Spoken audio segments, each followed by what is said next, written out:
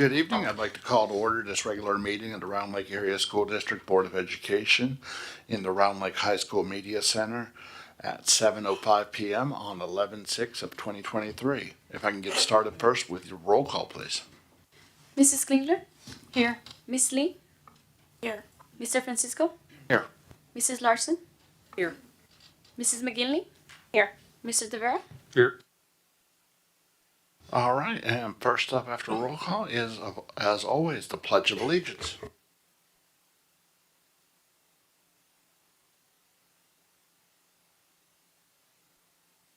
Allegiance to the flag of the United States of America and to the republic for which it stands, one nation, under God, indivisible, with liberty and justice for all.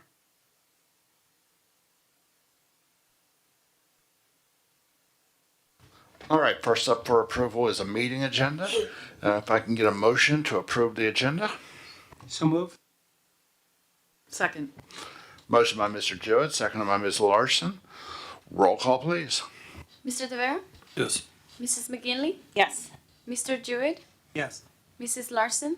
Yes. Mr. Francisco? Yes. Miss Lee? Yes. Mrs. Klingler? Yes. All right, we have an approved agenda. We are going to step over number 3, special recognition and presentations, until they get here. So we're going to go first to communications to the board, and we'll start with the BPAC update.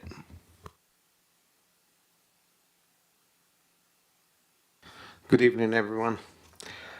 This is our BPAC committee report. Last Friday, BPAC committee had his second meeting. During this meeting, we had a guest speaker from the Illinois Student Assistance Commission, who shared with us some of the changes that will affect FAFSA application. The same Friday, BPAC, in partnership with Advocate Hospitals, provide free community Samba in order to support mental health, especially during these cold months. We had a great group, including teachers and paraprofessionals who enjoyed this free community resource.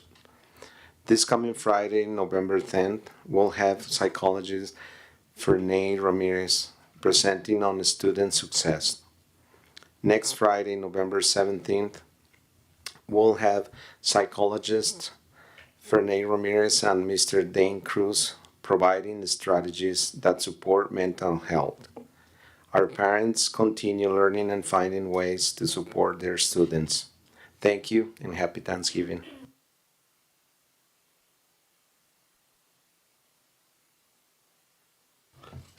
Thank you. Next up, we have our post-secondary success systems presentation.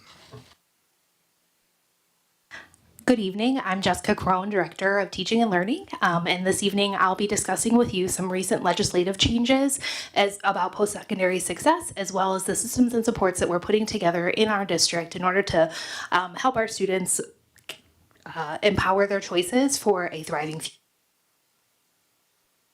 The main piece of legislation that I'm going to be discussing tonight is the Post-Secondary and Workforce Readiness Act, or PWR. It was initially passed in 2016 as an optional act. There were additional follow-up acts in 2018 and 2020 that made all of the activities that we're going to discuss this evening required for all high schools with over 300 students enrolled. The first part of PWR outlines key findings. There is an educational case to identify the fact that perhaps the high school systems that we have in place are not necessarily preparing our students for the best college and career readiness piece. As a system, there's a misalignment between the graduates that are leaving high school and the college and career pieces that they need in order to be successful. So PWR goes on to identify 4 pieces of systems that need to be in place in every district. We are going to discuss items 1, 2, and 3 this evening. We are not going to discuss item number 4, transitional math. That is because we have had that in our district since the 2019-2020 school year, and we call it qualitative literacy. That course allows students who take it and pass it successfully to not be placed in remedial coursework at CLC or another post-secondary institution as long as they pass the course. So the systems that are involved in our district currently include PACE. So PACE is an idea that there should be activities that are involved in grades 6 through 12 that help support students in identifying college and career readiness, financial literacy, and then career development and exploration. The really great thing about this is that many of these activities are already happening in our district in all of the different grades. However, what we need to do is tie it together into a cohesive package so that students are aware of the underlying why they are engaging in these activities. We are currently crafting our customized framework with our consulting group called One Goal. We will have this in place before June of 2025. The reason being is if we don't have a custom framework before 2025, we revert to the state model. And while the state model has some absolutely wonderful pieces to it, we want to be able to have some local control over the things that our students are engaging in grades 6 through 12 to make sure that they are meeting the needs of our students. These Venn diagrams, if you're allowed to have favorite Venn diagrams, are mine. The three elements that are listed there are the elements of PACE and the pieces of executive functioning that they are trying to support students in doing.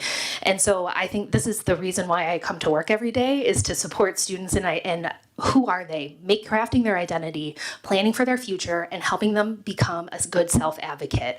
All of those are kind of underlying what PACE is supposed to do for students, and I love that we are able to provide that for our students in all grades 6 through 12. The other piece with PACE that's important to recognize is that it is required for all students 6 through 12. And the reason why I say that is because the next piece that we're going to discuss is not required for every single student. But this is something that underlies all college and career readiness for all our students. The second element that we're going to discuss tonight of PACE, or excuse me, of PWR is the College and Career Readiness, College and Career Pathway Endorsement, or CCPE.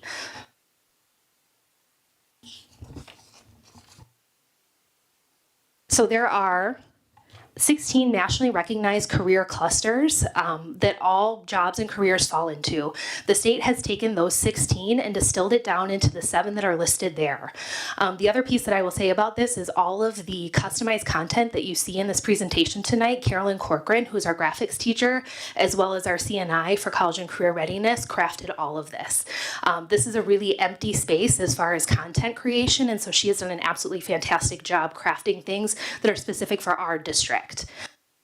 Those 7 areas are what students can earn endorsements in. And again, these are optional. They are not required for every student to suddenly then pick one of these to pursue. We need 1 of these in place for the graduating class of 2027. We need to have 3 for the graduating class of 2031. That sounds really far away, but it's not. The graduating class of 2027 are sophomores right now. And so we will need to have this in place before next school year because it's a requirement that the program is 2 years long. So we are currently going through and identifying one of the career or the pathway endorsements, which I'll discuss a little bit later. For the students that will be juniors next year, we're going to apply this year for the state to get approval just so that we have enough time to make sure that we have all the systems and supports needed for our students to be able to engage with that next school year. So the graphic on the right represents all of the elements that students will have to engage with should they choose to pursue an endorsement. The first part of this is an individual plan. So you can kind of think of it like sitting down with all the relevant stakeholders in a student's life and identifying what do you want to do and who do you want to be and how can we support you in getting there, both with coursework, after school activities, clubs, all of those things. Once you have the individualized plan, there are 3 other elements that go academically and curricularly that students have to engage with. The really important thing about this is that it incentivizes career exploration and acceleration for students, and those 7 endorsement areas represent some of the highest job growth potential areas that we have both in our county and in our state at large. So it really incentivizes students to take a look at things that are very likely to employ them after high school. Within those 3 elements of professional learning, career-focused education, and academic readiness, students are required to have 6 hours of early college credit. That can take the form of AP credit. It can also take the form of dual credit, and we'll talk about dual credit and dual credit offerings in just a moment. The other piece that it does is it requires students to receive feedback on the critical employability competencies as outlined by the state.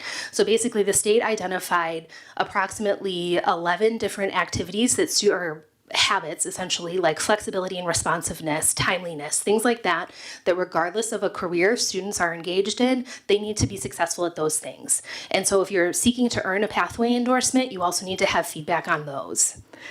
And then finally, they need to have 60 hours of sustained career-focused instruction, with 20 of those hours taking place in the same place with the same employer, essentially. And we'll talk about what that looks like in just a moment. As a district, we need to certify that they're reading, writing, and math ready in order to go to college. And then finally, all of this needs to happen in a minimum of 4 semesters. So in our district, we're going to talk about what career-focused instruction can look like, because it can look like a lot of different ways. So this chart is the work-based learning continuum. Basically, whenever we say career-focused instruction, a lot of times people begin to think of like a collegiate internship or student teaching or something like that. And that is a kind of work-based learning, but there are lots of different kinds of work-based learning that are already happening in our district and would count for something like this. Like I said, they need 60 hours, 20 in the same place. The great news is we have some going in our district already with some really strong community and business partners. A great example of that is the products that students are developing in the Project Lead the Way courses with Takeda. Also, the work that our graphic students did with the Chicago Bears and shadowing their staff photographer the day that they came for our game is another example of career work-based learning activities that would count for something like this. We also have the Project Lead the Way Girls Conference, where the students, our former students, come back that are involved in a STEM field and talk to our 8th and 9th grade girls. That also counts as a work-based learning activity.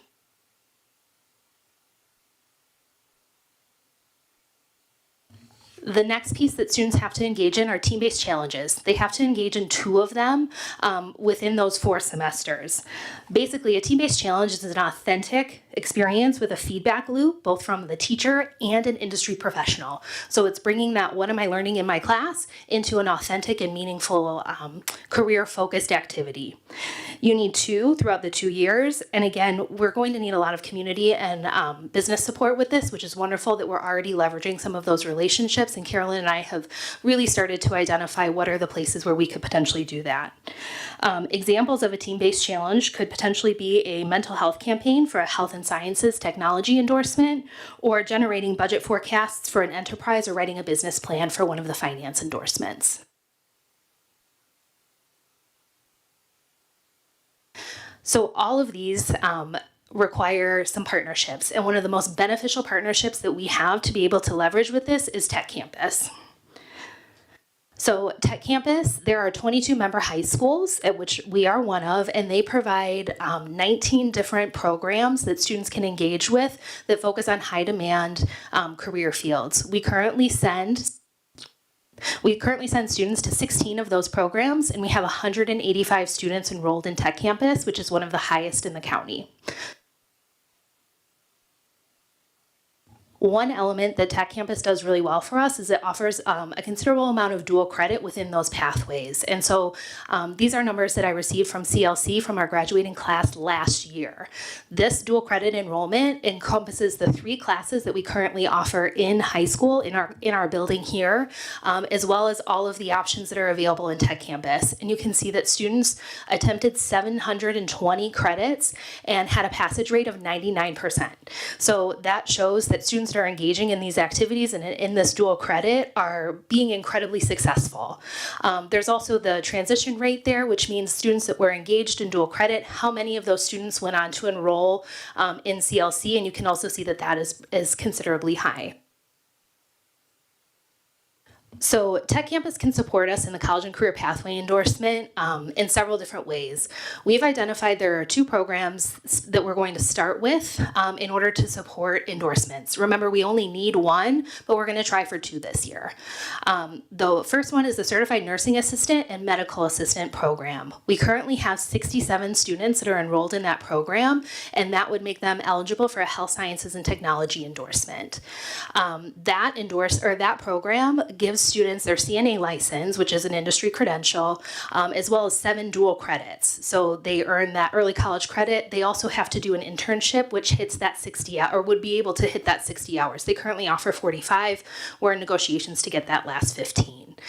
The other one that we have many students involved in is the culinary arts. The one thing with culinary arts is you would think that that would fall under agricultural and food sciences. It actually doesn't. It falls under finance and business services. And that's because the major focus of that program is on customer service and prepping food, and on the business end of making sure that a restaurant is successful. That program is a 2-year program, and you can see students earn an incredible amount of dual credit within that program. There's also professional learning experiences within that, and they actually run the cafe, so that counts as their internship and meets the entire requirement for those 60 hours. The other thing that is nice about College and Career Pathway endorsements is it encourages industry credentials. So students in these programs also earn industry credentials in culinary arts and that CNA license, and they are listed there on the screen for you to see. The other piece is we have to make an educational case that there's actually workforce need for these endorsement areas. And so you can see these are from the Illinois Department of Labor, and there is an incredible growth in nursing fields over the next 7 years. It was done in 2020. I know you know, 2020 to 2030. So there are 7 years left with that, and there's incredible growth within that field. And the same is true also for culinary arts. There's an incredible opening for people who understand and can safely handle food. So the final element that we'll be talking about tonight is the competency-based education pilot. As a reminder, this is not a new initiative. It's something that we engaged in last year for the renewal process, and that we were actually also a part of previously.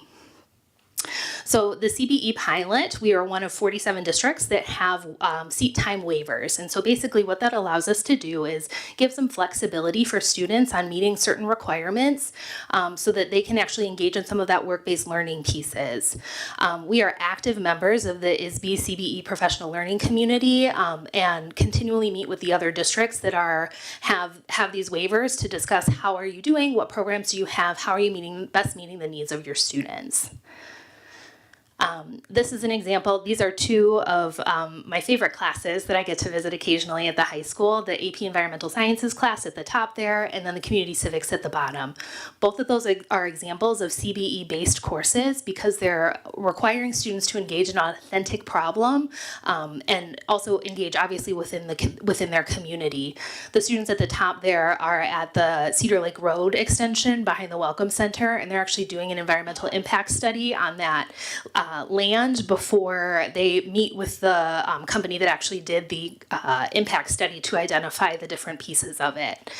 The really nice thing about CBE is it removes the constraints of seat time. So as long as we are able to prove that students are meeting mastery, they're able to engage with different activities that they wouldn't have had the opportunity to do so beforehand. So like an example might be that the Chicago Bears, when they came in, the students were able to actually engage for a sustained period of time with those industry professionals instead of just, oh, the bell rang and now I have to go to my math class. It also incorporates a bunch of real world knowledge and challenges and is really authentic to ensure that students have the opportunity to explore different elements that they may be interested in their post-secondary world.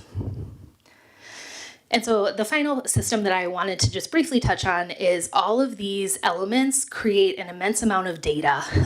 And we want to make sure that that data is consumable for students, that there's a place for those individual education plans, that there is a place for students to identify coursework that is interesting for them, that we're able to meaningfully connect with our alumni, that we're able to track work-based learning hours in a meaningful way. Like I said, just an incredible amount of data that we want to make consumable for students. And so I'll be coming to the next finance meeting to discuss how our stakeholders have identified that we'll meet that need. So at this point, I would welcome any questions that you may have, and thank you for your time. Before the questions get asked, I just want to thank the team. I mean, this is a lot of information. I mean, I asked for a separate meeting with Ms. Crone because of the amount of different compliance components with the different groups and the acronyms. It's just a big lift, and the fact that she's worked so well with Ms. Corcoran and I'm going to miss somebody. I always do this. Mr. Dees and Sarah and the coordinators and just the whole team. It's just a big lift. And the best thing is I feel like we have a really good handle on what the requirements are, what's necessary. So I just wanted to commend the team for the level of detail, the quality of the presentation, and kind of creating the picture of what's coming next. So thank you guys. Questions from the board?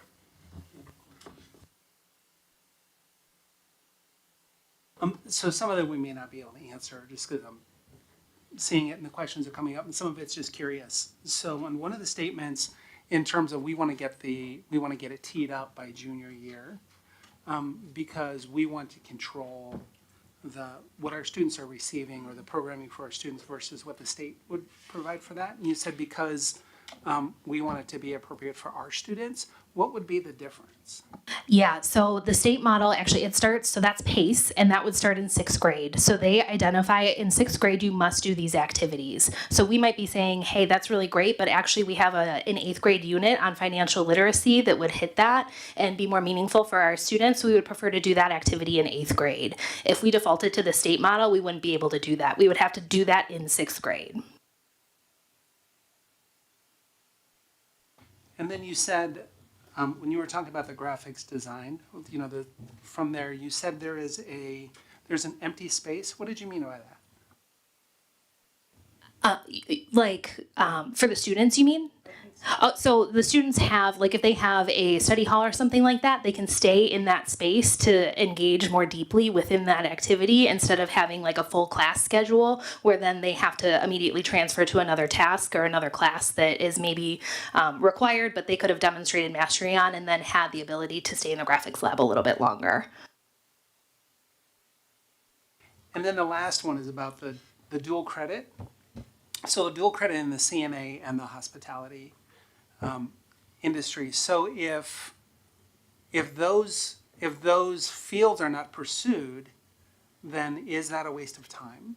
No. So it would depend on which course it is, whether or not it transfers to another degree. So this evening, there's going to be a couple of dual credit offerings that we are bringing to the high school in-house that even if you went to pursue, for example, you went to Tech Campus for welding, if you took the dual credit course, math and trades, that transfers to 20 other career fields and degrees that you could potentially earn. So some of them are very specific and some of them are a little bit more general. I have a question regarding the Tech Campus where on the slide you list the college and career pathway endorsements, whereas Mr. Jewett said you list the CNA and the culinary arts. But don't we have students who attend for cosmetology to receive the esthetician license?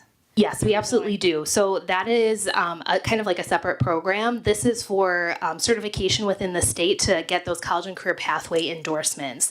Cosmetology and some of the other ones offer some dual credit, but we need to do some work in order to make sure that it's a cohesive pathway for students. What kind of work? When you say we have to do some work? We would need to identify those 60 hours, the dual credit offerings, the team-based challenges, and potentially even, depending on how cosmetology works, some in-class or in high school courses that students would also need to take in conjunction with Tech Campus. So do you see that happening in the future? I do. The lift on learning the ISB system in order to put all of those pieces together for students is high. And so we wanted to try it out with two systems that we felt really confident in the programming first while we were learning the system, and then we would absolutely expand. Okay, thank you.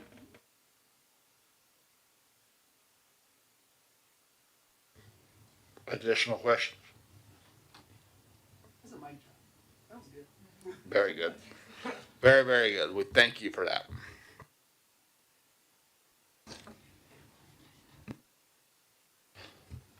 All right, next up we will go to the 2023 ISB school designations. Yeah, so I don't know, I'm a little hoarse tonight, so I hope that's okay, but I'll be, I'm responsible for presenting the information this evening. I do want to thank the board individually. I met with every board member. I can't thank you enough for the opportunity you gave me to kind of just talk through just kind of the system. You're going to hear some of the same information tonight, but at least now you've had time to process and maybe can generate questions or comments or whatever. So we're gonna basically cover the description of the designations. I'm not gonna read the slides. Believe the board's fine with that. Talk a little bit about the individual school designations and a review of the data. In summary, when we get to the executive summary, the accountability system is set up by the state of Illinois as a result of receiving federal dollars. So the Illinois State Board serves as a flow through. Because the Illinois takes federal money, we have to set up accountability systems for schools. There is some flexibility in the manner with how Illinois sets up their accountability system. Specifically, I believe I'm close. We get roughly 2.5, I'm looking at the team, but between 2 and 2.5 million federal dollars every year. So we benefit from that. A lot of that services are title students. In summary, we have 8 schools eligible for a designation. 2 are commendable, 2 are targeted, 4 are comprehensive. One of the areas, the target areas that I discussed with you is the children with disabilities. That includes students with IEPs and 504s. And really the 2 points in time they looked to establish whether or not we received the designation was there was 4 reporting years, and you'll see that, but it's a 6-year window because they took 2 years out from the COVID pandemic. I do want to say we have good schools. Like, there's no doubt in my mind we have good schools. There's things we need to work on, and I feel very confident. Share more detail at the second meeting in November about strategy. But every single school in our district received a commendable index score. And that's not normal for all the schools that are in, for example, a comprehensive range. In fact, out of the 220 possible indicators over a 4-year period, we hit the minimum target on 90% of those. Frankly, we just didn't hit in some of the wrong areas, and that's kind of where we're at right now.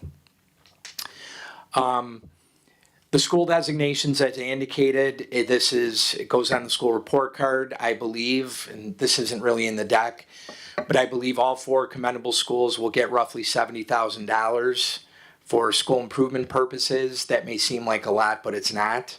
That's less than 1 staff member. And I'm not saying we would use it for staff, but I just wanted to kind of, create some context for it. There's multiple factors that go into the rating. And now, Heather, if you go to the next one, there are 5 different levels. The easiest way to think about this is a bell curve. I think I showed all of you a bell curve. You've got exemplary schools. Those are schools that are in the top 10 in the state with index scores. Then I'm going to go to comprehensive and intensive. Those are in the bottom 5%. Everybody else is in the middle. They start at commendable, and then they start picking through your subgroup scores. And based how those are, you may drop to targeted, you may drop to comprehensive. But like I said, every single school in our district has commendable index scores. We have good schools. The next slide is just designed to give you a visual of the bell curve. You could see you're either in the top 10, bottom 5, and then everybody else is thrown in the middle. And then if you go to the next slide, based on how your subgroups do, you can get bumped down. They did add the intensive category this year. And the one thing I did find out after, this is just context for the board, in 2022, the number of 2022 to 2023, the number of schools in Illinois under a commendable rating, so everything under commendable, increased by 30%. So targeted, comprehensive, and intensive, if you combine those, over the 2-year period, there's an increase of 170 schools. I don't know if that's good or bad. It's not, the outcome isn't designed, the outcome isn't happening for which the system was designed, but I can't worry about that. The system is the system. We're gonna improve. I'm very confident with what we're gonna be doing. Just as a gentle reminder, there's 2 buckets. You have high school are put together, then you have K-8. Middle schools are put with elementaries. The reason is you have 6-8 schools, you have K-5 schools, you have 5-8 schools, you have K-8 schools, you have pre-K 2, 3, 5. So I understand they can't have 22 buckets, so they basically created two. In terms of the accountability, there are middle schools have it the hardest, high schools have it the easiest, and elementary are in the middle. So when you look at this, these are the factors that go into establishing the index scores. If there's a positive, which I believe there is, 50% of it is focused on growth. That's really what is probably the most important thing. And then when you look at secondary, 50% is based on graduation rate. So that's really the biggest difference. There's not a growth metric for high school. When you go to the next slide, these are the thresholds for the different ratings. When I talk about subgroups not hitting the mark in the first slide, for middle schools, that key number is 34.35, and for the high school, it's 11.99. As a gentle reminder, in order to have a subgroup, you have to have 20 students regardless of the size of the school. So 20 students applies to a school with 350 students. It also applies to a school with 2,300 students. One thing I will highlight is we definitely have schools with some subgroups between 20 and 30. And if you think of the impact that has on an index score, if you have, a relatively small number of students who swing one way or the other on the IAR test, that has a significant material impact on the index score. So next slide, just as a reminder, you can see here we've got comprehensive ratings, targeted ratings, and really the one area that is consistent is children with disabilities. We are going to be conducting, I was talking to tell you now, we are going to be conducting a comprehensive special education audit from somebody who doesn't work in the district.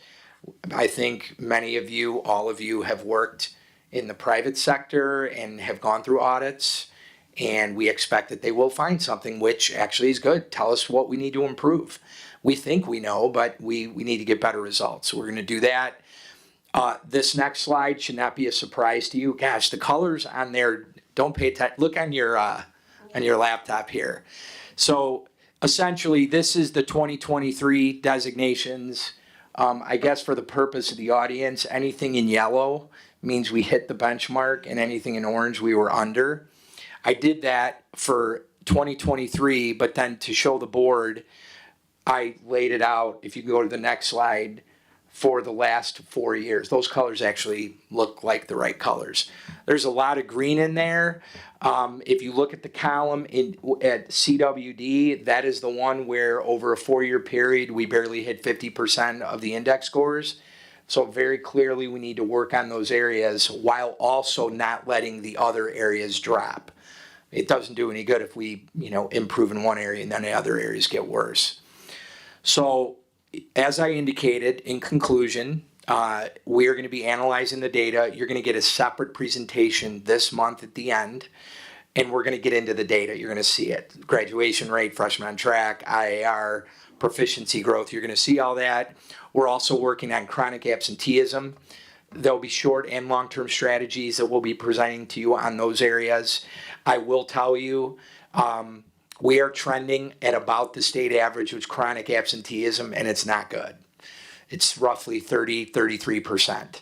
High schools are bad, just generally speaking. I think Ms. Larson would agree that chronic absenteeism, and to define that, it's 10% of the school year. So 170 days, 17 days.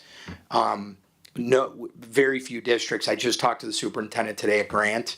They're dealing with the same thing. So we think we have some ideas on how to improve that. We're also looking at instructional resources. Again, I referenced the audit, and then we are going to be getting some money. We're going to use it in the spirit that it's intended. I just had a webinar today on it. The targeted schools are going to maybe get 50 grand, something like that. So we're not going to. We might use a portion of it to do something bigger. But we will tell you clearly how we're spending that money. The unfortunate thing is the pie didn't get any bigger. More schools went into the bucket. So the amount schools are getting is dropping.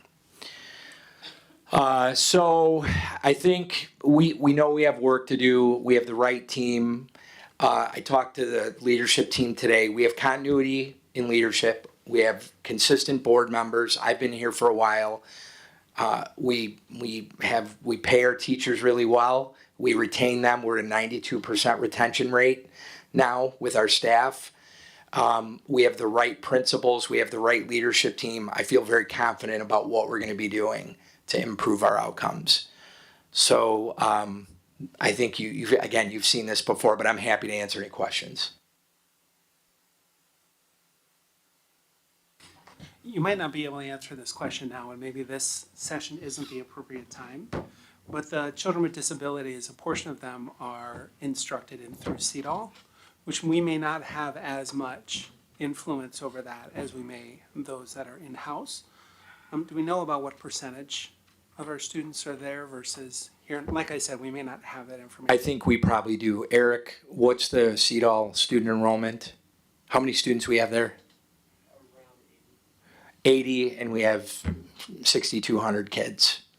But if they're the students that are consistent with some of the subgroups in the right grade levels, it would, because those kids get assigned back to us.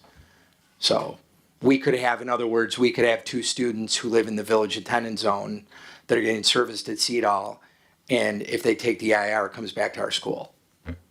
So. Well, and as someone who works in special ed land, one of the things that frustrates me the most about the state of Illinois, for example, over the years they've changed, and instead of allowing certain students to be able to take like the Illinois alternative assessment, we now force students that have a 60 IQ to take the SAT. And that has to happen according to the state. So as someone who has had to read that test to these students, that's horrible. And that goes all the way down to the grade schools with the state testing. I mean, and that's not on us. That's, yeah, unless you hit a certain number, you can't take the alternative tests.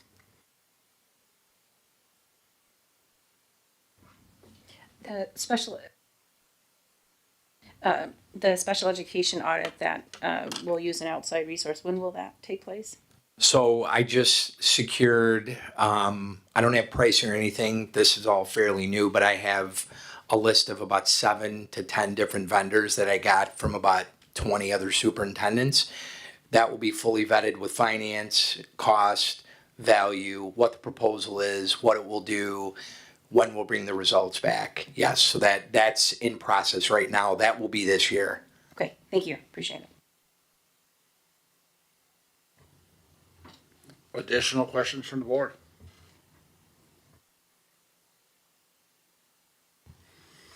Thank you for that, Dr. Mendoza. Now we're going to slide back and go back to special recognitions and presentations. And this is our presentation for the Round Lake Exchange Club Youth of the Month.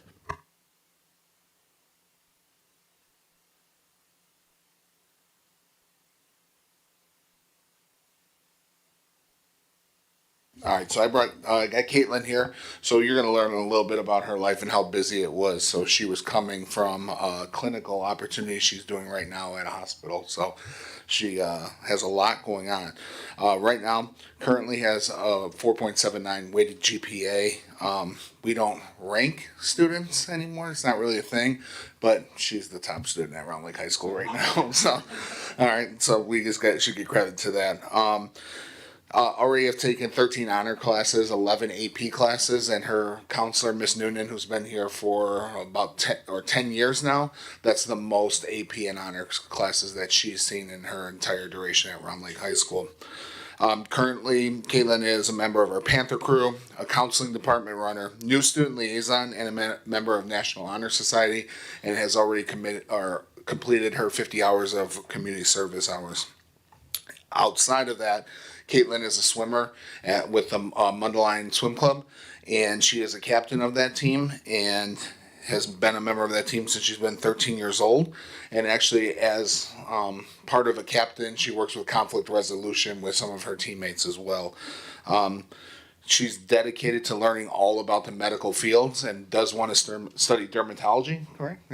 When she gets on her next steps in life, and is currently in this internship and doing clinical opportunities right now at Condell. So what I'm going to do is turn the mic over to our student of the month, Caitlin.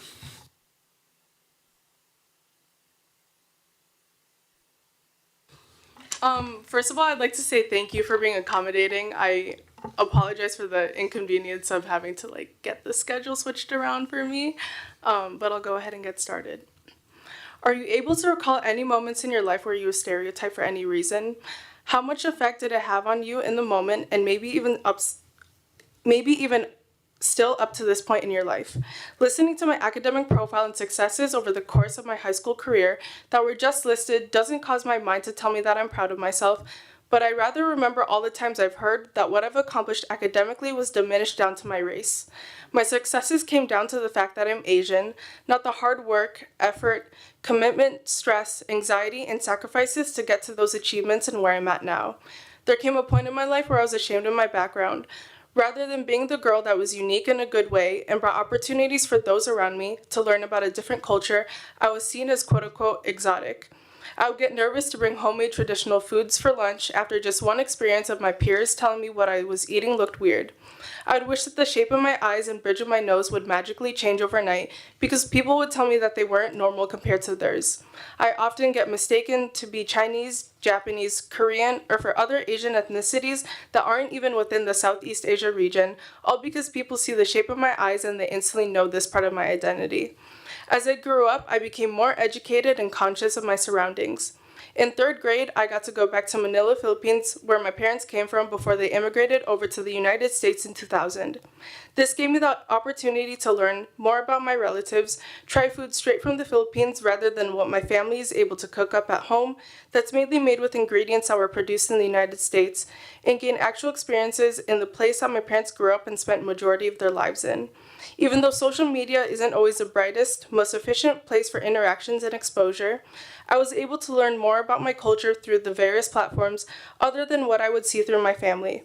I got to see various Filipino actors who I watched as I grew up who were starting their career in the Philippines come over to the United States to seek out more opportunities and succeed in making their name known. I saw food bloggers encouraging their audiences to try out Filipino restaurants scattered throughout the United States because of how good and rich the food is. It fulfilled the heart of the little girl who was once insecure and hesitant to bring her cultural food in for school lunch because of a few negative experiences, but was also scared to bring her lunch home untouched.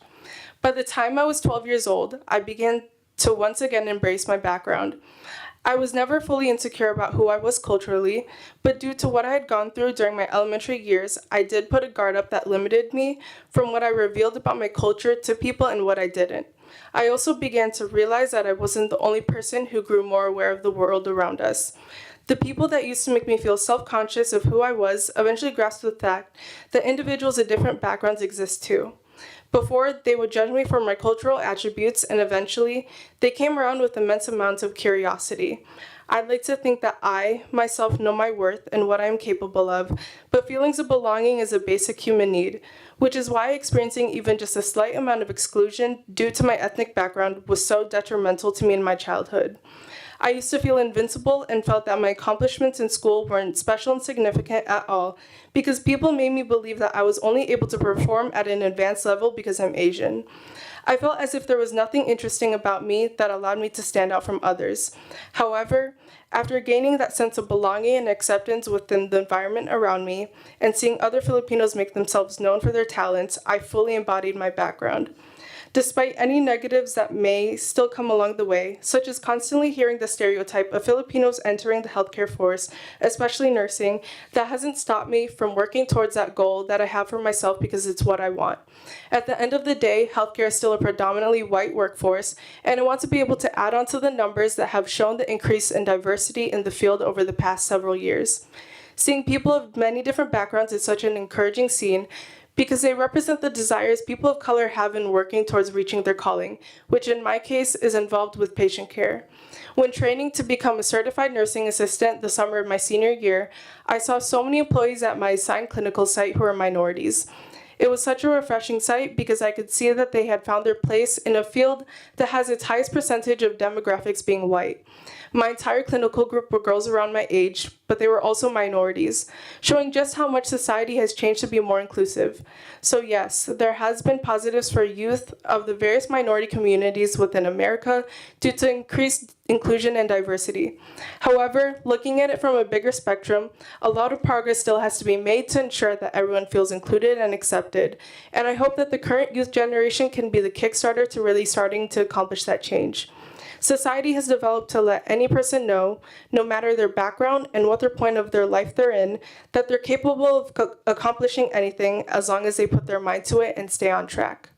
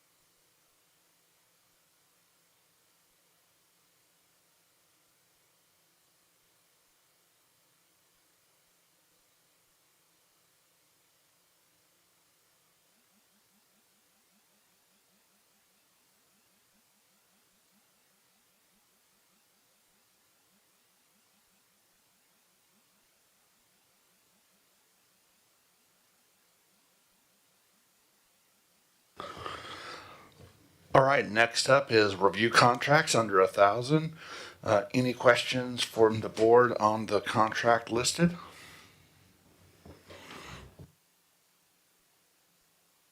Hearing none, we'll move then to public comment. Members of the public may participate in public comment during regular board meetings by attending in person or by submitting an electronic public comment form. Please note that speakers are limited to 3 minutes. Electronic public comments will be accepted up until noon on the day of the regularly scheduled meeting. The public commenter will be contacted to confirm identity, and once confirmed, the electronic public comment will be provided to all board members in written electronic form. The link to the electronic public comment is online. We did not have any electronic public comment. I don't see any public, but do we have any public comment? Hearing none, next up we will move to superintendent's report. Thank you, Board President Francisco and Board. Wednesday, November 15th is School Board Member Appreciation Day. We would like to take a moment this evening to express our heartfelt gratitude and appreciation to the dedicated members of our school board in District 116. Your tireless efforts, commitment, and unwavering dedication to the betterment of our educational systems do not go unnoticed. On behalf of the students, parents, and educators in our community, I want to extend our sincerest thank you for your invaluable service. Our school board members play a vital role in shaping the future of our educational system. You invest countless hours in making critical decisions that impact the lives of our students and the quality of our schools. Your ability to work together, find common ground, and make difficult choices for the greater good is truly commendable. Your work extends beyond the board meetings and policy discussions. It involves listening to the concerns of parents, students, and teachers in making the tough decisions that will benefit all the parties involved. It involves balancing budgets and allocating resources to ensure that our schools have the tools they need to succeed. It involves advocating for our schools at the state and local level and working tirelessly to secure the best opportunities for our students. I also want to acknowledge the personal sacrifices that you make as school board members. Time away from your families and personal commitments is not lost on us. Your willingness to serve our community in this capacity is a selfless act that deserves our sincere gratitude. In closing, we'd like to recognize your collective 61 years of service to the Round Lake Area Schools community. Michael Francisco, Board President, 7 years of service.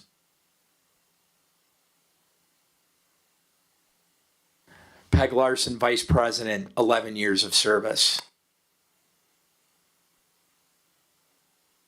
Annette Negretti McGinley, Secretary, 18 years of service. Kevin DeVera, board member, 10 years of service.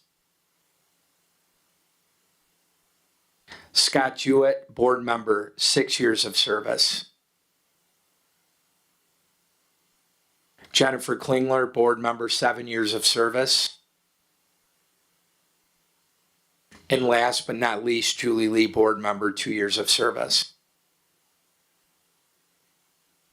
The meal this evening and the gifts that you received and these comments are most sincerely a small token of our appreciation and, frankly, for me, my own personal appreciation.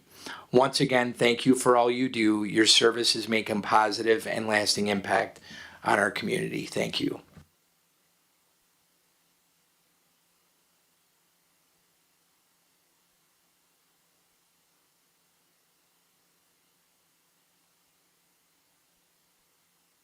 There have been recent articles in local newspapers regarding funding that is heading to Lake County to support organizations assisting migrants as they arrive to the area.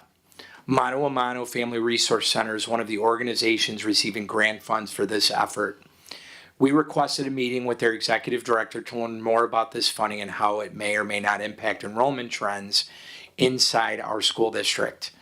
While the majority of these funds being received will be applied toward housing assistance, Mano a Mano does not foresee a large impact on enrollment in the District 116 boundaries.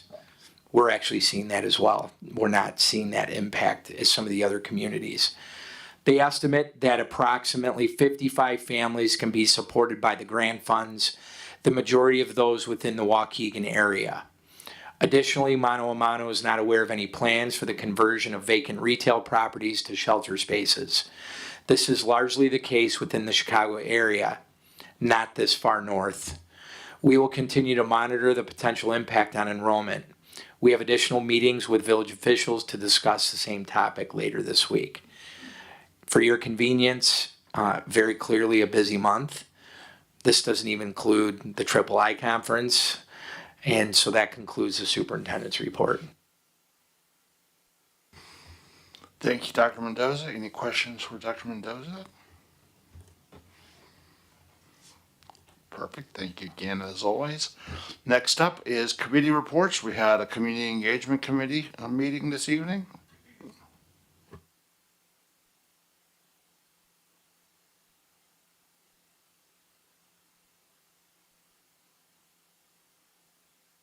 Sorry. Yes, hello, we did.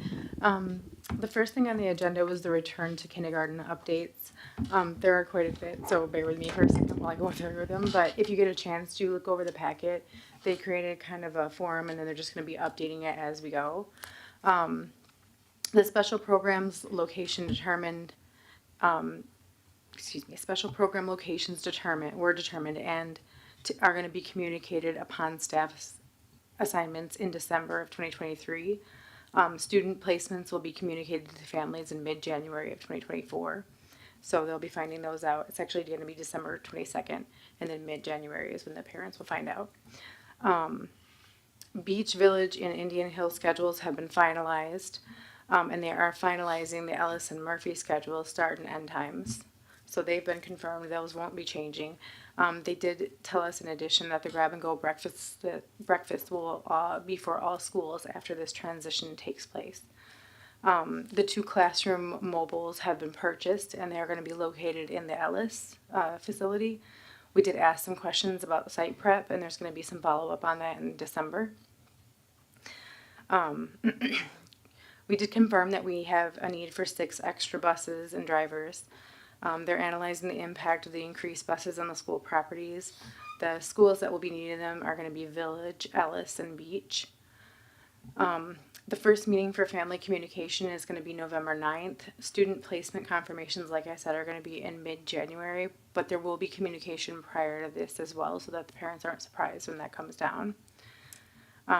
They began the draft on professional development plan for spring of 2024. There have been brainstorming sessions regarding climate and culture opportunities, and there's going to be a heavy focus on the elementary professional development. Inventory of classrooms is in progress for materials and equipment. The cross-committee work has been a big help with this, so there'll be more to come on that later. As far as the actual physical move, they've outlined what the general packing process will be and kind of defined that relating to classroom or personal items. That's going to be by the physical transmission committee, and that's going to be updated again in December as well. The initial meeting has been held for the discussion relating to technology access and then kindergarten specific needs regarding student registration. Obviously, that's going to be, we're going to have updates on that periodically as well. There's going to be a lot to that one. And then they have subcommittee check-ins every other week. So they have actually several things that they're going to be updating us on in December, but I feel like they have a really strong start to it already. There's been a lot of work done, a lot of pre-work done. So we did ask several questions in relation to all of these, but if you get a chance to look over the packet, it's all in there. And then we'll be bringing you periodic updates on these as well. The next thing we talked about was, anybody have any questions on that before I go on? Okay. The next things we talked about was the final review of the district plan. If you get a chance to look at that, we had just a couple of additions that we made to it, but overall we thought it was really, really well done. So we wanted to commend you guys on that. If you have any questions, please let me know. The next thing we talked about was the website new launch template. All of the content has been moved to the new website.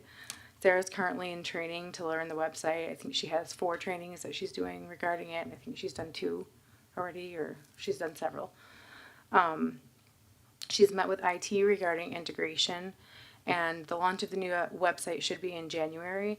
They're going to bring a presentation to us as a board January 8th, and then they'll launch it subsequently after that. The last thing that we talked about was the teacher communication tool assessment status. The communications team is assessing new options for the teacher communication tool that will address 2 needs. One is the option for co-teachers to have family roster access, and then 2 is it offers 2-way text app communication methods. We currently use Dojo and Remind, but they're limited throughout the district.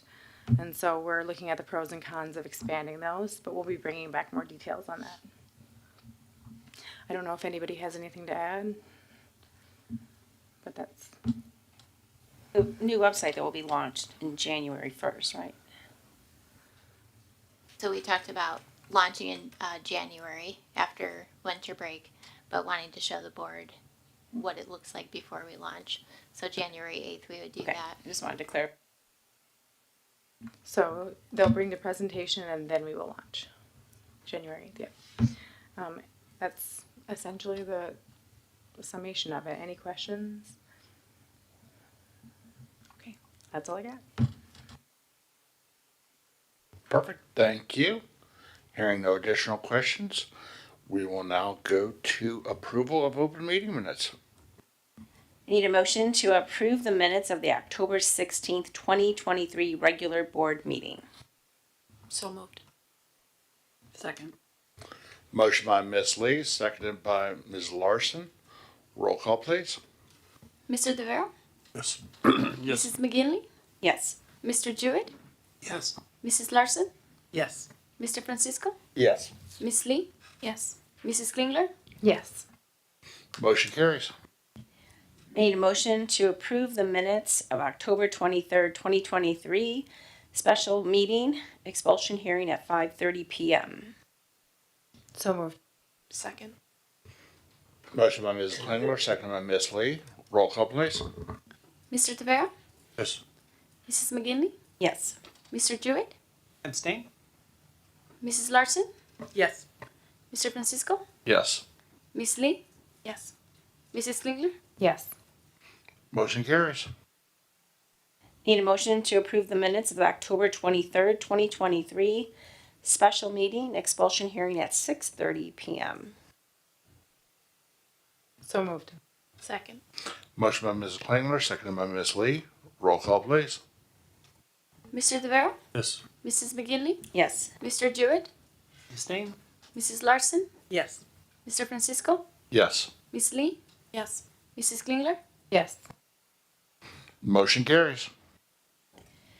I need a motion to approve the consent agenda for the accounts payable report for $1,325,027.72 and the November 6, 2023 employment report. So moved. Second. Motion by Ms. Larson, seconded by Ms. Klingler. Roll call, please. Mr. Tavera? Yes. Mrs. McGinley? Yes. Mr. Jewett? Yes. Mrs. Larson? Yes. Mr. Francisco? Yes. Miss Lee? Yes. Miss Klingler? Yes. Motion carries. All right, we're on to old business. I need a motion to approve Exhibit A of the AIA Document Construction Manager at Risk Guarantee Maximum Price Amendment in the amount of $4,290,000. So moved. Second. Motion by Mr. Jewett, seconded by Mrs. Klingler. Yes, thank you. Just to provide some context, did you want to speak, Dr. Kip? To provide some context for the board, the next several items on the agenda is in relation to the construction project at the Early Education Center. Excuse me, this document specifically, again, is the agreement that we have with Allied Construction. We're having the hybrid model of the construction manager guarantee price minimum on this construction project. That's what this document is regarding. As you know, we're trying to break ground on this project. Well, I guess this month, November. Yeah, we're in November this month to meet that. So that's what this document is regarding. It's the agreement, again, the AIA document between us and Allied as our construction manager. I don't know if Dr. Kibbens, you wanted to provide. Certainly. So on October 2nd, the Board of Education approved the overall arching to approve Allied as the construction manager. This is just the specific cost associated with it. We knew in entering the construction manager at risk that there would be 3 subsequent exhibits that the board would need to approve once bids were received and numbers were finalized. So that is why this evening you're going to see several exhibits which link back to that original contract that the board approved, naming Allied at the October 2nd meeting.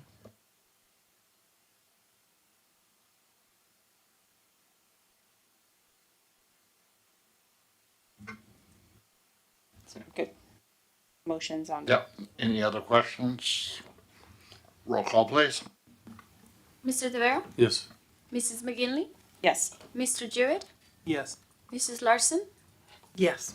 Mr. Francisco? Yes. Miss Lee? Yes. Mrs. Klingler? Yes. Motion carries. New business. Need a motion to approve the Board of Education to award contracts for the Early Education Center expansion project to each of the lowest responsible bidders identified in the attached report prepared by Allied Facility Partners LLC, and assign these contracts to Allied Facility Partners LLC as construction manager pursuant to the assignment of the contractor agreement as set forth in the Board of Education's contract with Allied Facility Partners LLC. So moved. Second. Motion by Ms. Klingler, seconded by Ms. Lee. Thank you. So as even Dr. Kibbens has just mentioned in his, our previous motion, and with the approval again, this is the assignment of those subcontractors as Allied being our construction manager. So it's the assignment to that, of those subcontractors to the construction manager, which is Allied. Hearing no additional questions, roll call, please. Mr. Tavera? Yes. Mrs. McGinley? Yes. Mr. Jewett?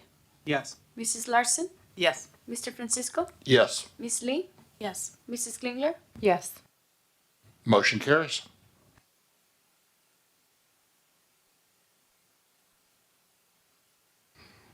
All right. Next up, it looks like we have the new business high school course proposals.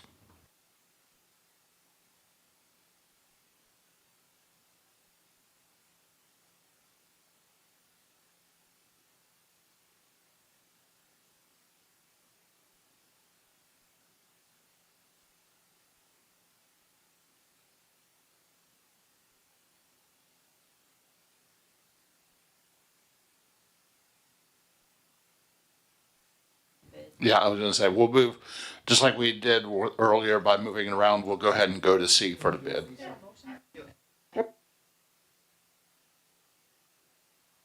All right. Yeah. Let's proceed. Thank you.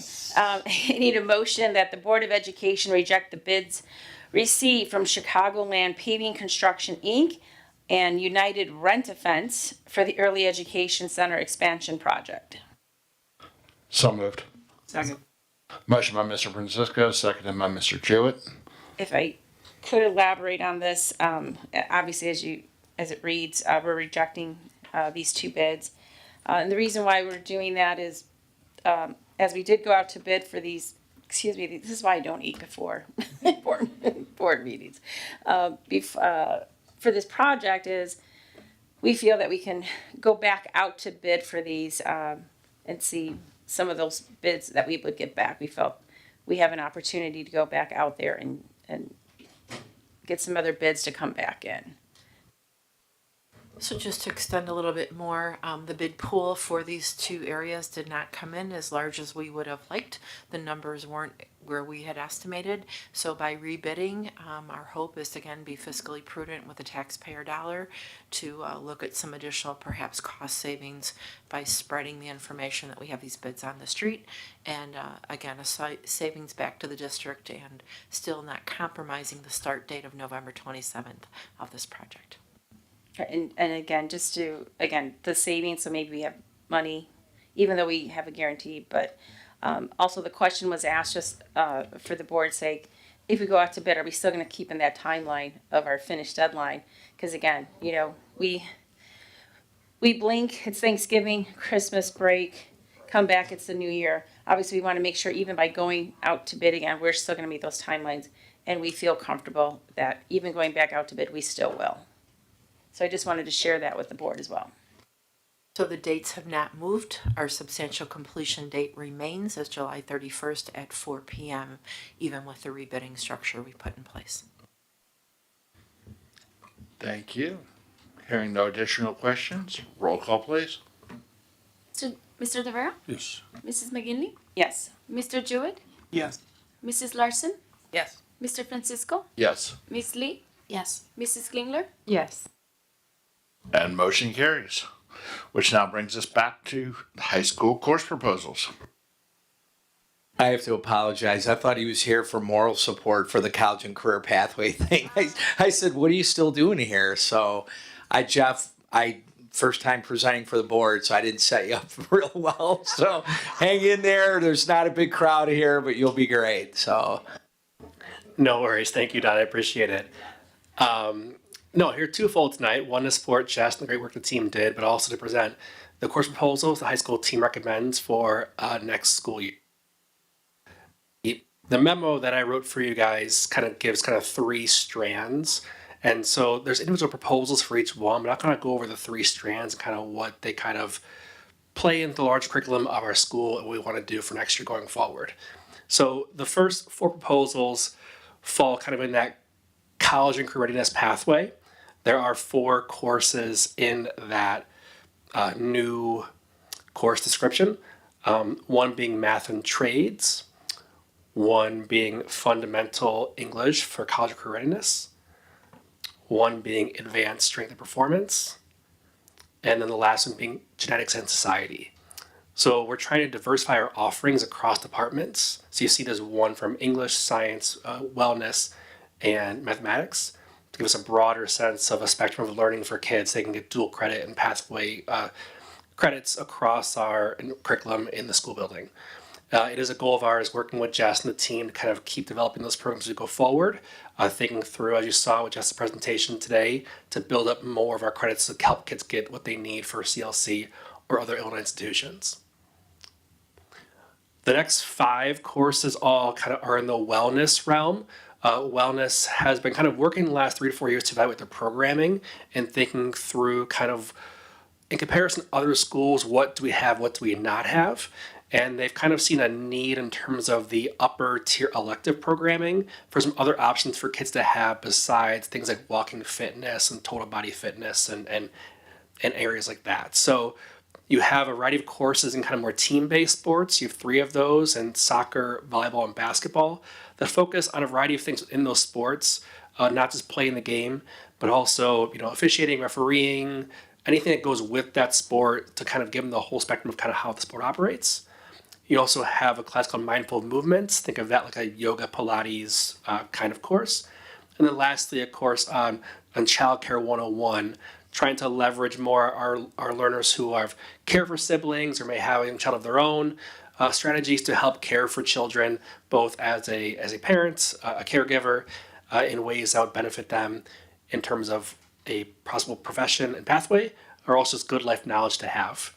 And these 5 courses will give us a more holistic wellness department, and we think also help to balance our electives because some are getting too big right now. This will allow us to have more balance in our courses, and it does use facilities well, and we have no facility issues with those 5 courses. Our last 2 are just kind of additional courses that got recommended. The first one is repurposing our English Foundations class to better provide intervention support for kids who need structured guidance in ELA classes. You've all seen from our presentation today, there's room for growth in ELA instruction in our building. And so by kind of repurposing foundations in more of a target intervention way, we can use double block instruction, but 2 periods being 1 for instruction and 1 for much more target intervention. Whereas right now it's more a longer period, but lacking the guidance of a direct intervention like this one would provide. So it's just more targeting the focus to help kids. And the second one is Marching Panthers. We've definitely had a growth in band and arts groupings in the district, which is awesome. We're seeing some kids are kind of maxing out with their ability to kind of do marching band and then grow in their musical talents. So by bringing it into the curriculum, they can grow in their musical talents while working on the marching talents outside of the building and kind of growing in their skills in the arts area. So we're excited about all 11 proposals. We know it's a lot to bring 11 to the table, but it was kind of because of the 2 main areas being the wellness rebranding and also the college and career pathways, which is a big focus of our district right now. So we're recommending they get moved on to you for consideration, and hopefully at the next board meeting you can approve them for the coming school year. Any questions you have on the proposals in the memo that I created for you guys? I do have a couple of questions. The costs that you have listed for each class to be considered, it doesn't state whether those costs are for materials, staffing, or... Good question. The individual proposals for each course have more of a defined breakdown of the material costs. The staffing's all in-house, so we're not needing more FTE for these courses. It's all developing curriculum materials and resources to get them to launch. So, but for each one, is it curriculum or is it materials? I mean, you have the cost broken down with each class, but is it, I'm just going to take the first one listed, Fundamental English for College and Career Readiness, $3,900. Is that for materials? Is that all materials, or what is that $3,900 encompassing for that class? Yeah, I can jump in for you. It's for sure something that we can give you. In each of these individual proposals, they had to nail down exactly how many curriculum hours, exactly how much is for a curriculum, if they need a text, if it's just a resource. So we could certainly get you those hours or that information and bring it back when we do request approval or ahead of time as well. Yeah, I definitely I'm curious what the financial breakdown is and where those monies are being allocated within each of these course offerings. So yes. Would you like us to get that through like a weekly to you, or would you wait? Why don't we put it in the packet for next board meeting as an addendum and just have the cost breakdown that way it's out there and the board can see it. I think it should be in that full consideration for the board. Yeah, my question was around, are these replacing present or are they in addition to? They're in addition to, but some of the proposals, like, they're kind of extensions or evolutions, to put it frank. So the genetics and society class in biology is kind of an extension of what currently exists. And really we're going to see kids probably go to that class instead of the current class that's offered. And so we kind of are doing a 1 year, we'll give both offerings, but eventually in time, some things will fade away. We think within wellness, it's more about, we have some classes that are really overpopulating, so it's just reshuffling where kids are going. And then I think, Mr. Jewett, at some point, we take the courses out that aren't being offered anymore. They come out of the catalog. But that doesn't happen with some of the courses in a single year. Right, but I was just kind of aligning with what Annette had said. So if you add courses, somebody's got to teach it. So I'm assuming that there would be staff added to that as well. No, that's not true. So, for example, we have a finite staff. So, if you have walking fitness and you have 9 sections and now you only offer 6 and those 3 go to somebody else, it's the same FTE. You have somebody that teaches 5 as a full-time teacher. So when he says the staff shifts with the students. My only question was, like with the specifics, like I know, like for this year, like with Marching Panthers this year, a lot of singletons, and this will be someone else's problem because I assume you don't throw the master schedule. Actually, I do. So Okay, this will be your problem then. Some of the kids who do like Marching Panthers also do like Panther Voices or do different AP classes. So that's going to be a real fun time trying to finagle all them singletons together because I know some kids have had to pick this over that and whatnot. So good luck with that. And we have considered that a lot. And the Marching Panthers, one of the leads is Mr. West, the department chair. So we've considered doing some schedule alterations for his personal schedule to allow for some less conflicts within the day for kids. Well, that helps for him, but if his kids take AP Math or AP Science or AP English, that doesn't help them. It's a big puzzle for sure. We definitely, as a group, vetted all those considerations, and we definitely will do a lot to consider those things in the process. I have one more question. In the Child Care 101, it says to become CPR certified. Are they taking that CPR class as part of the Child Care 101, or are we telling the students where they can go to be CPR certified? In the proposal, it lists one of the costs, or why the cost is what it is for that course, to make a teacher in-house CPR certified, who can then be a trainer to teach kids that certification in-house here. So that's what the $4,000 is for the Child Care 101. See, that's why we need that Yeah, detail. that's a big part of that's in the proposal itself, but yes, that's a big reason why that number is higher than other ones. See, that's why we need that level of detail. Okay, thank you. Additional questions? Thank you for that. Definitely looking forward to the follow-up in the next one, and we will talk about it again. Jeff and Brian, you can actually leave now. Thank you.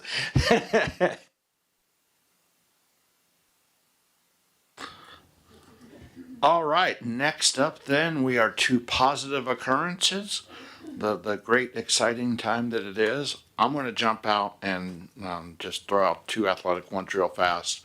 Number one, want to thank the entire high school staff, the athletic department staff, the whole 9 yards for running an amazing IHSA boys soccer sectional here. Top to bottom, the semifinals and the finals of that sectional ran top notch.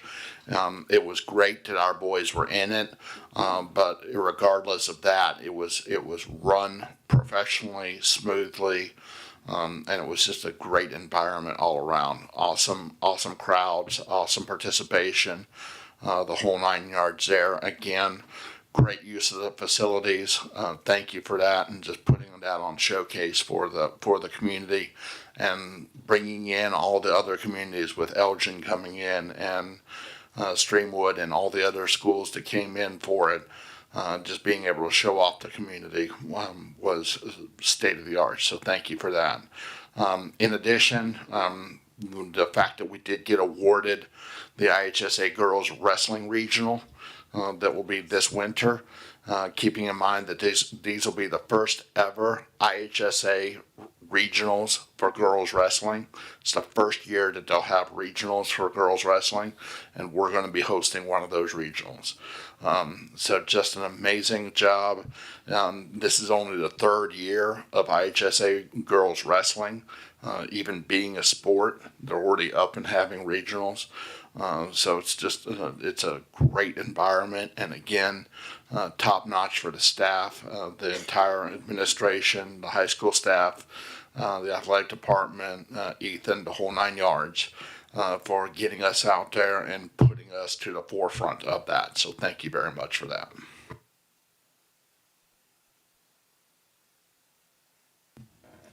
I left a couple, so you guys could.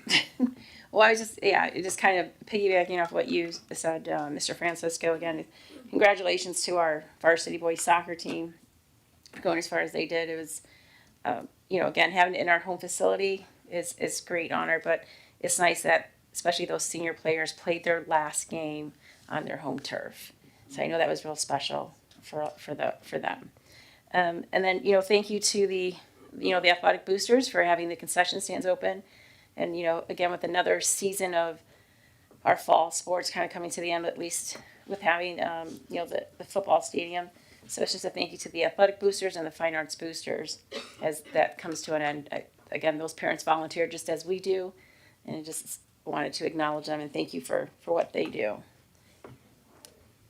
And then, I know as we kind of go into the fall season, I know the next set comes up, so I know, as you mentioned, with wrestling, I know cheerleading is coming up, and we will be hosting conference for cheerleading.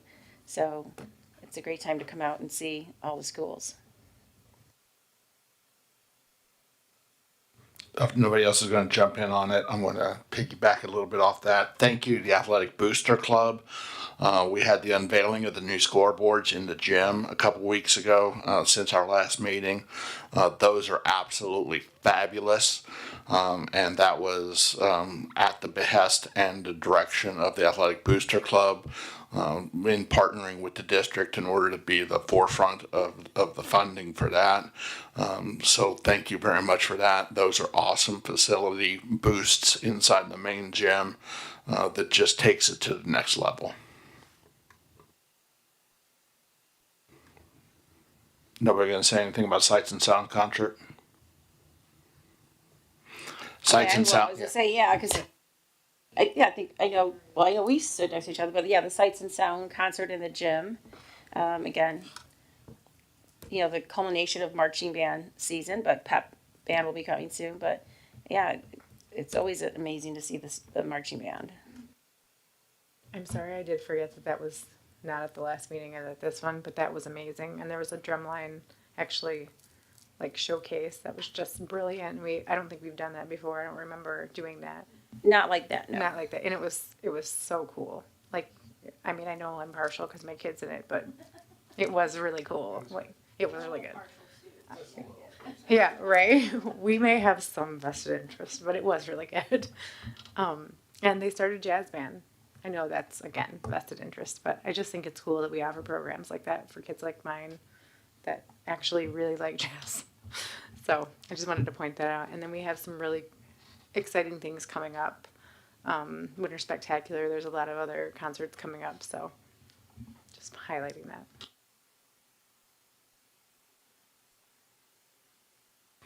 All right, hearing nothing else, we'll move on to future agenda items. Anyone have any future agenda items they'd like to add to the mix? Okay, so I don't know if you guys are aware, but I run a bank, I run a branch, and lately I've seen a large influx of people coming in that are in their early 20s that are just astonishingly inept at any type of fiscal responsibility or fiscal knowledge. So some of them don't even know what interest is, they don't know what credit scores are, they don't know what compounding interest is, they don't know what amortization means. I can't even say it, excuse me. So I have some really concerns about this just in general, and I wanted to know if we can, whether it be in a weekly update or however you see fit, I want to know what programs we leverage here for that specifically. No problem. I'll have to talk to the team and figure out what we have and then how to best get it to the board. So 100%. No problem. I was actually thinking that same thing when we were going through the course offerings, wondering about what we offer in the form of life skills. You be more specific. filling out tax paperwork when you're getting a new job, opening up a bank account, balancing a checkbook. Again, the childcare I think is fabulous. The CPR skills. We'll Signing do, your name to a mortgage. yeah, we'll actually figure out, cause those are all life skills. They seem like they're in different buckets, but we'll do some type of audit. We can easily through CADCA get feedback on what other districts do in these areas and we can get that to the board. And I'd like to ask, it's not just 20-year-olds that came through the Round Lake School District, it's like just 20-year-olds in general. Yes. No, this is in general. My branch is located in an area where the people are economically quite well off. Most of the people are educated college graduates with bachelor's or master's degree, and literally have them coming in asking me, what is credit score? What is interest? And I'm astonished at some of the questions, and this is something that I just feel really disconcerted by, because these are people that have what I would consider a leg up entering the workforce, and they're just, so I feel really worried about our own kids just in general. So I really would like to get in front of that if that's possible.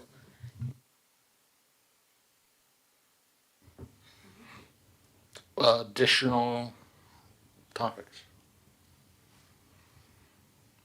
All right, hearing none, next I'll need a motion to convene in closed session as permitted by statute 5 ILCS 120/2 for the purpose of discussing the following: real estate matters 5 ILCS 120/2C5 and closed meeting minutes 5 ILCS 120/2C21. So moved. Second. Motion by Ms. Larson, seconded by Ms. Lee. Roll call, please. Mr. Tavera? Yes. Mrs. McGinley? Yes. Mr. Jewett? Yes. Mrs. Larson? Yes. Mr. Francisco? Yes. Ms. Lee? Yes. Mrs. Klingler? Yes. Motion carries. We will now reconvene in closed session. We will be coming back out of closed session for a quick approval of some closed session activities. So everyone online can hold tight if you so desire. Everyone here, thank you very much. And we will see everyone after the closed session.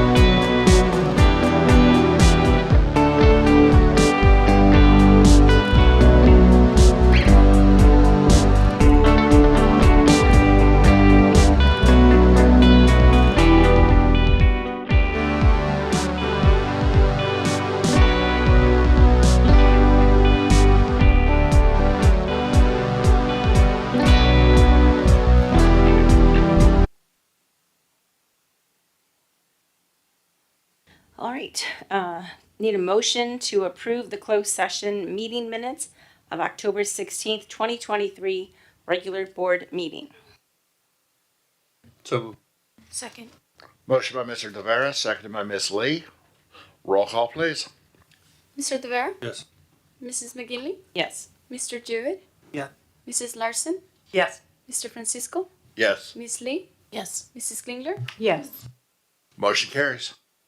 I need a motion to approve the closed session meeting minutes of October 23rd, 2023, special board meeting expulsion hearing. So moved. Second. Motion by Mr. Tavera, seconded by Ms. Lee. Roll call, please. Mr. Tavera? Yes. Mrs. McGinley? Yes. Mr. Jewett? Abstain. Mrs. Larson? Yes. Mr. Francisco? Yes. Ms. Lee? Yes. Mrs. Klingler? Yes. Motion carries. Need a motion to approve the closed session minutes of the October 23rd, 2023 special board meeting expulsion hearing 6:30 p.m. So moved. Second. Motion by Mr. Tavera, seconded by Mrs. Klingler. Roll call, please. Mr. Tavera? Yes. Mrs. McGinley? Yes. Mr. Jewett? Abstain. Mrs. Larson? Yes. Mr. Francisco? Yes. Ms. Lee? Yes. Mrs. Klingler? Yes. Motion carries.